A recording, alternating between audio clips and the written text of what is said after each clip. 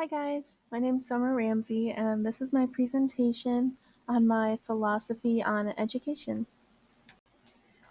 What do you see as the purpose of education in our society? Education in our society has many purposes, including providing students with support for their individual development and processing society as a whole. Paulo Freire's critical pedagogy emphasizes that education should be used as a tool for empowerment in a student-forward approach that fosters critical thinking and collaboration. One of the most important purposes of education in today's society that I would like to highlight is that it offers a chance to address inequality. By working to ensure that every child has equal opportunities as an educator, education can work to reduce social inequalities and empower marginalized communities. What do you think the role of an educator is both inside and outside of an instructional setting? In the classroom, the role of an educator is to support their students by giving them the tools that they need in order to succeed. This will look different from classroom to classroom, as each will have a different set of students with their own set of individual needs. In society, the role of an educator is not only to help shape future generations, but also become advocates for their students.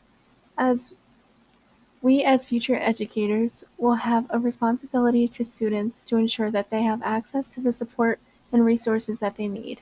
As discussed in Educational Foundations, educators must continue to work to address the inequalities that students are facing. How have your experiences as a student impacted you as a future professional educator? My life as a student has an incredible impact on my journey as a future educator. I have seen how valuable it is to have made connections with my teachers and knowing that they wanted me to succeed. This not only made me feel much more safe in my classroom environment, but it made me push myself harder as a student. One of the most impactful resources that was provided to me in this course that put teaching into a new perspective was Rita Pearson's Every Child Needs a Champion.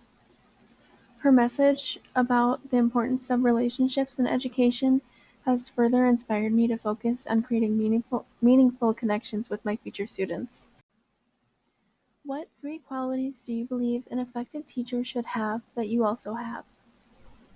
One of the most important qualities that I chose was empathy. Empathy allows for teachers to connect with their students, enhancing the learning experience. This can be further developed by practicing active listening skills and learning about the backgrounds of students to stay culturally aware. Next, I chose flexibility, as it allows for teachers to adapt to their students' needs, as well as tailor their lesson plan to their students. This can be further developed by keeping an open-minded change and planning for the unexpected. Lastly, I chose self-awareness, as this allows for teachers to better understand their own strengths, weaknesses, and biases. This can be further developed by routinely self-reflecting on your successes as a teacher, seeking feedback, and keeping an open mind.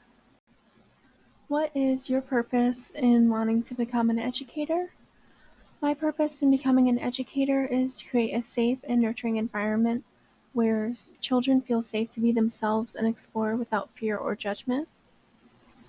I believe that every child deserves a space where they can take risks in their learning and grow with confidence.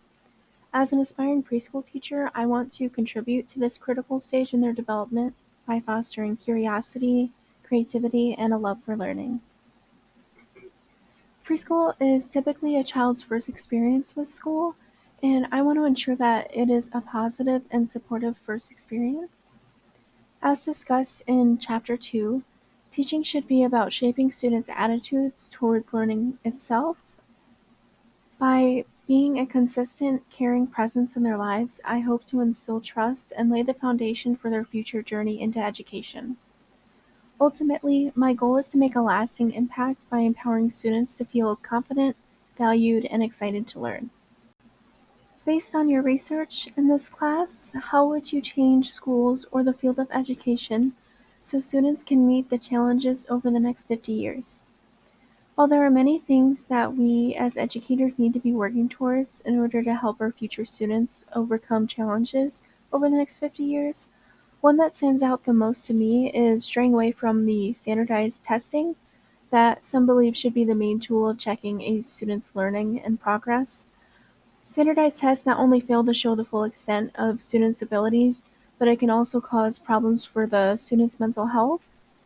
As discussed in Chapter 5, students need to be met with a new and more holistic educational practice that focuses more on nurturing their individual strengths. Based on what you have learned in this class, as well as your own experiences, what is your working philosophy of education?